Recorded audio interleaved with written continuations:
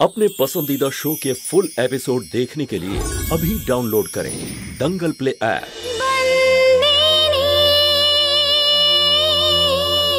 मालिक, मालिक আপনার জন্য একটা চিঠি দিয়ে গেল কেউ।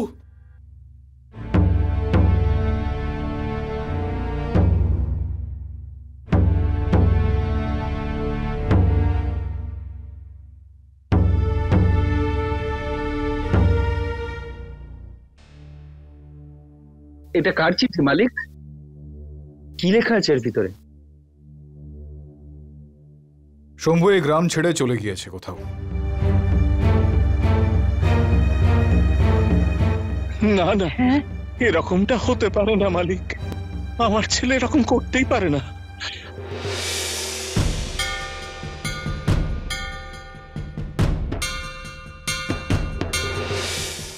আমাকে ক্ষমা করে দিন মালিক। এত বছর আপনাদের পরিবারের নুন খেয়েছি, আপনাদের সাথে বেইমানি করতে পারবো না। আর এমনিতেও আমাদের সেই যোগ্যতা নেই যে আপনার ভাইরা ভাই হব।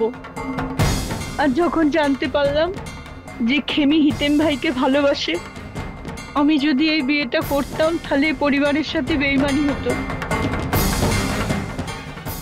আমি চাকর তো, তাই মালিকের ভালোবাসার খুশির মাঝখানে কি করে আসবো? আমি যে কাজ করে ফেলেছি আপনাদের সামনে এসে দাঁড়াবার আর সাহস নেই। এই জন্য আমি গ্রাম ছেড়ে চলে যাচ্ছি মালিক। আমাকে ক্ষমা করে দেবেন মালিক। যদি সম্ভব হয় তাহলে খেমি আর হিতেন ভাইকে এক করে দিন। এটা কি করে সম্ভব হতে পারে? হ্যাঁ, সম্পর্কে তোর মাসি হয়। ও মা, কি জানি ঘোর কলি। ধর্মরাজ,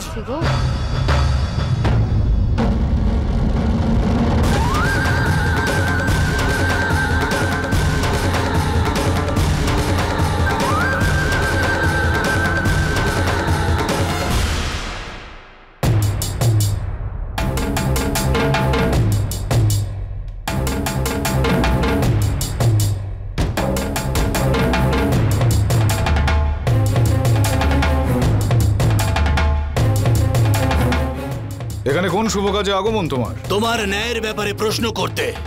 আমার মনে হচ্ছে তোমাকে দেখে যে স্মৃতিভ্রম রোগ আছে তোমার। ভুলে গেছো নাকি তুমি কি অবস্থা করেছিলাম আমি তোমার সেদিন? আর একটা কথা বলছি তোমার, এটা আমার এবং আমার গ্রামবাসীদের মধ্যেকার ব্যাপার।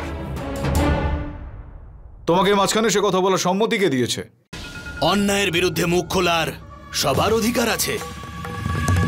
হিতেন আর খেমির বিয়ে কিভাবে দিতে পারেন আপনি? ক্ষতস্থানে নুন ছোটাতে এসেছিস নাকি তুই? না, এটাই বলতে এসেছি যে আপনার পরিবার সমাজের প্রতি ন্যায়ের কিভাবে অসম্মান করছে। কি জানে কি বলতে এসেছে। কি হবে এখন কিছুই তো বুঝতে পারছি না। খেমি সম্পর্কে হিতেনের মাসি হয়, তাই না? তাহলে এসব হলো কি করে?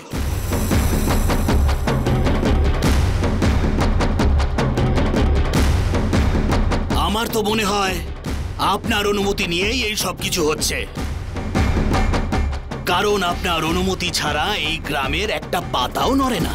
তাহলে আপনারই ছেলে একটা গ্রামের মেয়েকে নিয়ে কিভাবে পালিয়ে গেল?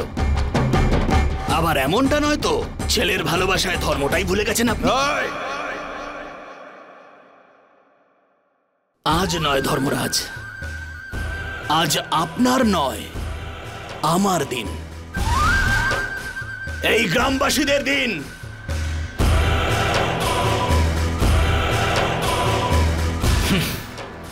আজ আপনি আদেশ দেবেন না, বরং গ্রামবাসীদের প্রশ্নের উত্তর দিতে হবে।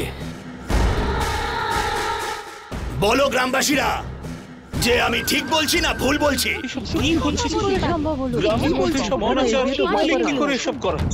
উনি তো ঠিক কথাই বলেছেন।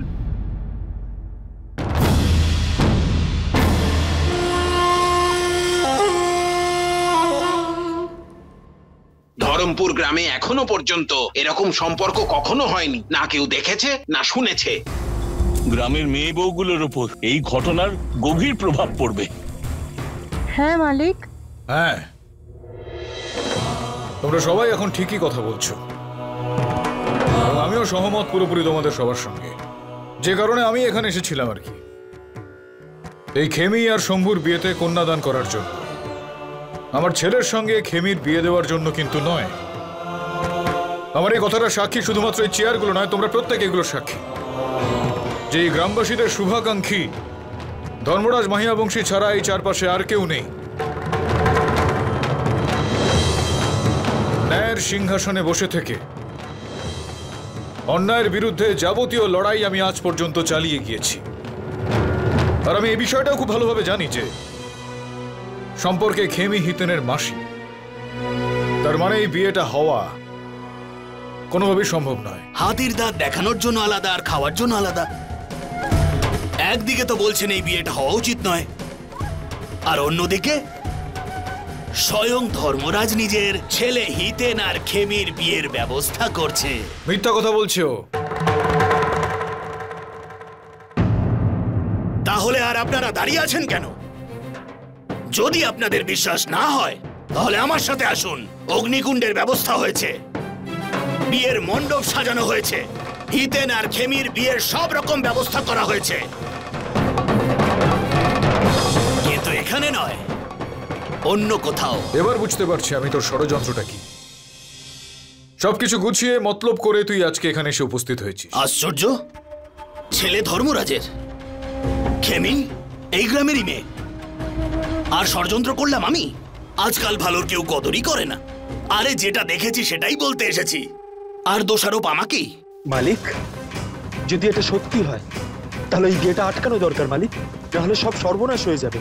যদি এরকমটা হয় তাহলে আমি নিজে সশরীরে গিয়ে ওখানে বিয়েটাকে আটকাবো। এখন বলো তুমি, হিতেন আর ওই খেমি এখন কোথায় রয়েছে?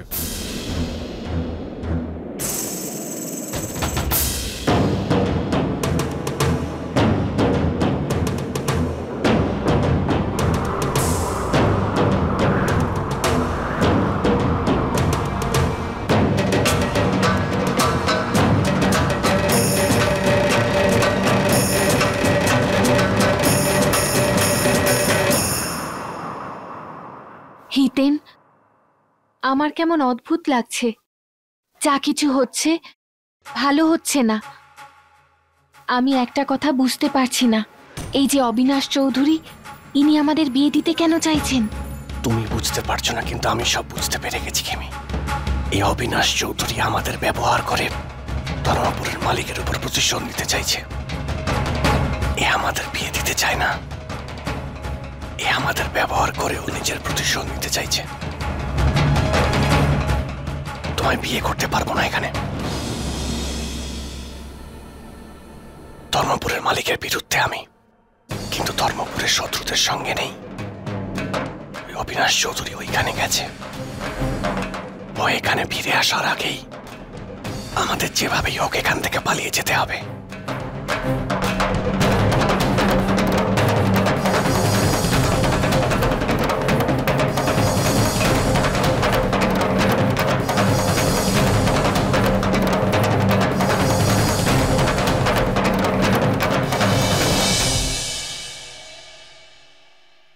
তুই আগে থেকে সবকিছু জানতিস?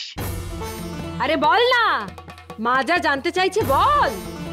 ও আর কি করে বলবে মা? ও তো আমায় তখনও কিছু বলেনি, যখন আমি নিজে থেকেই ওকে জিজ্ঞাসা করেছিলাম হিতেন আর খেমির ব্যবহারে যখন সন্দেহ হয়েছিল।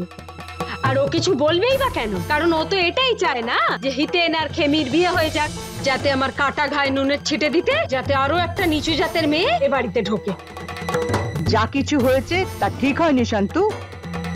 ধর্মরাজের আসন সবার ওপরে ছিল, আর আজ আর গ্রামের লোকের সামনে ওর মাথা হেঁট হয়ে গেল। তুই যখন জানতিস তখন ধর্মরাজকে বলিসনি কেন? আরে কি করে বলবে মা, ও কি করে বলবে? ভাইয়ের সামনে সব সময় হিরোইন হওয়ার শখ রয়েছে না ওর। মাদার ইন্ডিয়া হয়ে সকলের মন জয় করতে হবে না। প্রথমে কাদম্বরীর মা হয়ে ওর মন জিতে নিল, ব্যাস ভেবে নিল এবার হিতেনকে সাহায্য করে ওরও মা হয়ে যাবে, ওর মন জিতে নেবে। কিন্তু হলো উল্টো। আর যদি এই কথাটা ভাই এখন জানতে পারে তাহলে ওকে ছাড়বে না, সেটা ও খুব ভালো করেই জানে, তাই এখানে চুপ করে দাঁড়িয়ে রয়েছে। পিসিমা, আমিও এটাই চাই, খেমি দিদি আর শম্ভু দাদার বিয়েটা হয়ে যাক। জানি না শম্ভু দাদা, হিতেন দাদা আর খেমি দিদির ভালোবাসার ব্যাপারটা কোথা থেকে জানতে পারলেন, আর উনি পথ থেকে সরে দাঁড়ালেন।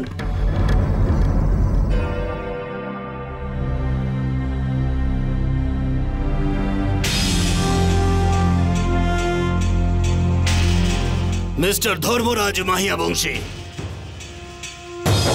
আমি বলেছিলাম না, এখন যেন বলবেন না যে আপনি কিছুই করেননি। দেখুন, আপনার ছেলেরই বিয়ের ব্যবস্থা করা হয়েছে এখানে। দেখলাম আমি এখানে বরমালা রয়েছে, অগ্নিকুণ্ড রয়েছে, আর ঠাকুর মশাইও রয়েছে। আর তুই এটা জানিস নিশ্চয়ই যে একটা বিয়ের জন্য বর আর বউয়ের দরকার হয়। তারা কোথায় এখন? এতক্ষণ তো এখানেই ছিল। কোথায় গেল? জানি না মালিক। কি করছিলে তোমরা এখানে বলো? আমরা তো সবাই নিজেদেরই কাজ করছিলাম, বুঝতেই পারলাম না যে কখন পালিয়ে গেল। কি সব করছিস তুই এখানে অবিনাশ চৌধুরী? আবার একটা ভুল করে ফেললি। তুই ভুলে গেছিস হয়তো যে হিতেন আমার ছেলে। নিজের বাবাকে যে বোকা বানাতে পারে, সেক্ষেত্রে তুই কোথাকার কে রে? এই পিনাকি, ওই আমাদের গ্রামবাসীরা বলে না যে একদম ঠিক কথা বলে, যে যখন দুটো বাঘ একসাথে লড়াই করে তখন কোনো বিড়াল নিজেকে বাঘ ভেবে সেখানে এসে ফায়দা লুটার চেষ্টা করে। বাবা আর ছেলের এই লড়াইতে তুই মাঝখানে এসে তো পড়েছিস।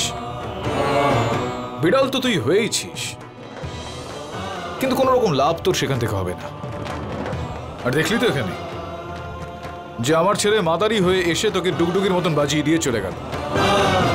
একটা কথা বলবো তোকে আমি, একেবারে মূর্খ তুই একটা, কিছু পারলি না তুই, জানিস না? ব্যবসাটা তুই ঠিক মতন করতে পারলি না, শত্রুকে ঠিক মতো আঘাত। চলবি নাকি? চল এখান থেকে আমরা যাই।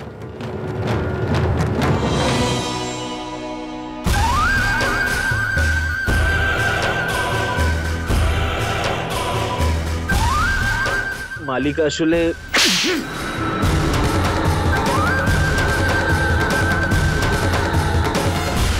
পুরো গ্রামের মধ্যে হই হই পড়ে গেছে, লোকজন থুথু ফেলছে এই সম্পর্ককে নিয়ে।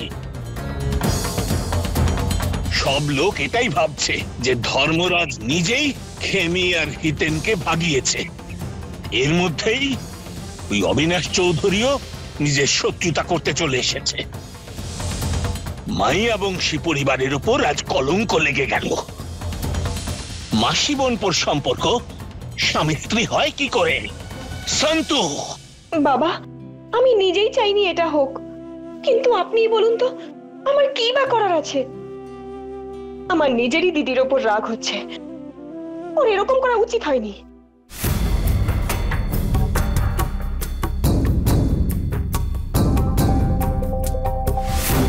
ধর্মরাজ, হিতেন আর খেমির কোনো খোঁজ পেলে? অবিনাশের চালটা তো পুরোপুরি ব্যর্থ হয়ে গিয়েছে, কিন্তু হিতেন আর খেমি ওরা সেখান থেকেও পালিয়ে গিয়েছে। ওরা দুজন মিলে ধরমপুরের যাবতীয় রীতি এবং ঐতিহ্যকে আঘাত করেছে। আমি নিজে এখন ভেবে উঠতে পারছি না যে ওদের দুজনের জন্য কি সাজা আমি দেব। মালিক, মালিক, ছোট মালিক আর খেমি এসে গেছে।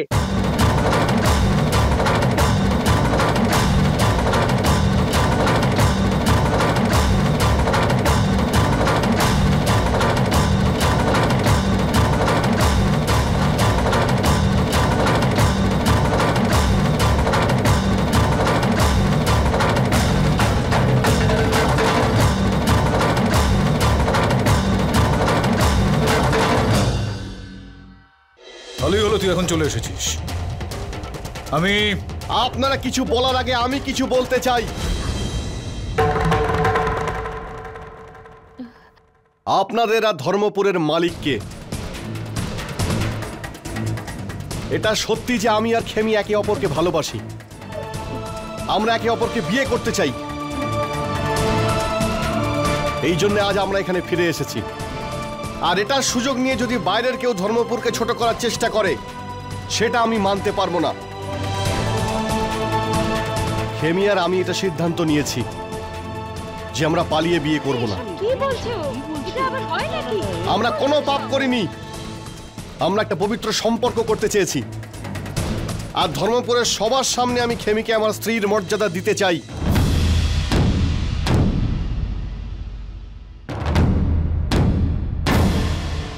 হিতেন দাদা, এই বিয়েটা হওয়া সম্ভব নয়, কারণ সম্পর্কে খেমি আপনার মাসি হয়। আপনাদের দুজনের এই সম্পর্ক সমাজও কোনোদিন মেনে নেবে না। আপনার পরিবারেও সম্পর্কের অপমান করা হচ্ছে হিতেন দাদা। খেমি, তুমি তো সমাজের রীতি রেওয়াজ সব ভালো করেই জানো, এটা জানার পরও তুমি হিতেনদার সঙ্গ দিলে। ছোট মালিক, আপনি এখানে এসে গেছেন, খুব ভালো হয়েছে, কিন্তু এই বিয়েটা কোনো অবস্থাতেই হতে দিতে পারি না। হয় না, হতে পারে না, অনর্থ হয়ে যাবে। বুঝতে পেরেছো তোমরা? ভালোই হলো তুই এখন এখানে চলে এসেছিস। তুই আমাকে সেই সিদ্ধান্তটা নেওয়া থেকে রেহাই দিয়েছিস, যেটা আমি তোর আর খেমির বিরুদ্ধে নেওয়ার প্রস্তুতি নিচ্ছিলাম। গ্রামবাসীরা কি বলছে সেটা শুনতে পেলি তো তুই? আমিও ওদের যাবতীয় কথার সঙ্গে সহমত। এই মেয়েটা সম্পর্কে তোর মাসি হয় সেটা তুই জানিস। ওর সঙ্গে তোর বিয়ে কোনোদিন কোনোভাবেই হতে পারে না। এটা কোনো পাপ নয়। না আমি শান্তর গর্ভে জন্মেছি, আর না আমি শান্তকে নিজের মা বলে স্বীকার করে নিয়েছি। তাহলে খেমি আমার মাসি কি করে হলো? আর এই কথাটা আমি আপনাদের এখানে বলতে এসেছি যে আমি শান্তকে নিজের মা বলে মানি না। এইভাবে ফালতু কথা বলে উল্টো পাল্টা তর্ক করে এই মুহূর্তে এখানে তুই মিথ্যাটাকে সত্যি বলে চালাতে পারবি না হিতে। আর এখানে সত্যিটা হলো এই যে তোদের দুজনের মধ্যে এই সম্পর্কটা সম্ভব না। এটা সত্যি এবং এটা আমার সিদ্ধান্তও বটে। এই সিদ্ধান্তটা আপনি নেবেন এটা আমি জানতাম। আর খেমিকে আমি এটাই বলেছিলাম যে ধর্মপুরের মালিকের কাছ থেকে ন্যায় বিচার আশা করো না, কারণ ওনার কাছে সত্যিটা ন্যায় বিচার নয়। যে ন্যায় উনি করেন সেটাই হলো ন্যায় বিচার।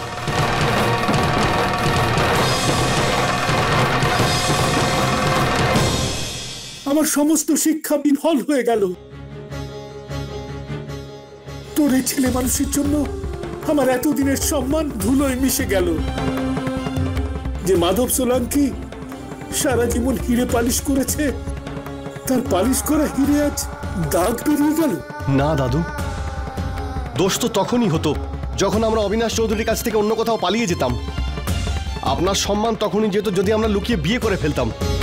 কিন্তু আমরা এসব কিছুই করিনি দাদু, কারণ আমাদের মনে কোনো পাপ নেই। আপনার দেওয়া শিক্ষা ভুল হতে পারে না। আপনারা সবাই এটা শুনে নিন যে খেমির সঙ্গে আমার বিয়ে হবেই। আর এটা হিতেন মাইয়া বংশীর সিদ্ধান্ত।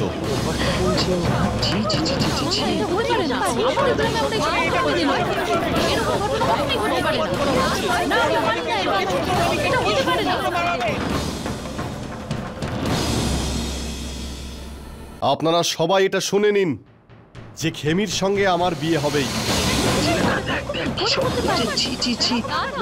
আর এটা হিতেন মাইয়া বংশীর সিদ্ধান্ত।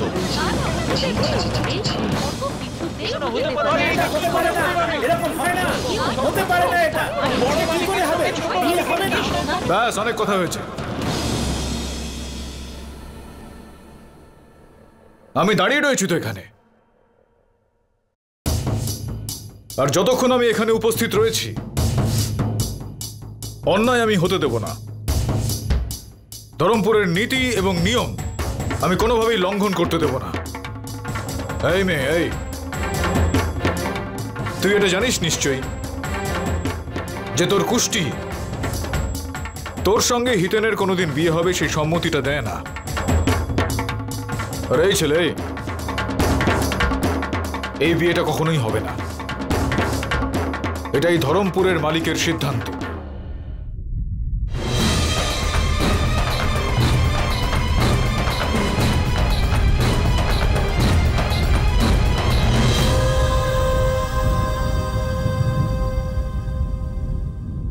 যারা আপনাকে মালিক মনে করে তারা আপনার সিদ্ধান্ত মেনে নেবেন, আর আমার জীবনের মালিক আমি নিজেই। আর আপনার এই সিদ্ধান্ত আমি মানি না। ও গরিব পরিবারের মেয়ে, ও ও নিরুপায় হতে পারে আপনার সামনে, ধর্মপুরের মালিকের সামনে কিন্তু আমি নই। একটা কথা ভালো করে শুনে নিন, খেমিকে আমি নিজের মন থেকে স্ত্রী হিসেবে মেনে নিয়েছি, আর পৃথিবীর কোনো শক্তি আমাদের আলাদা করতে পারবে না। আজ না হলে কাল আমি খেমিকে বিয়ে করবই, আর এটা আমার প্রতিশ্রুতি ধর্মপুরের মালিকের সামনে।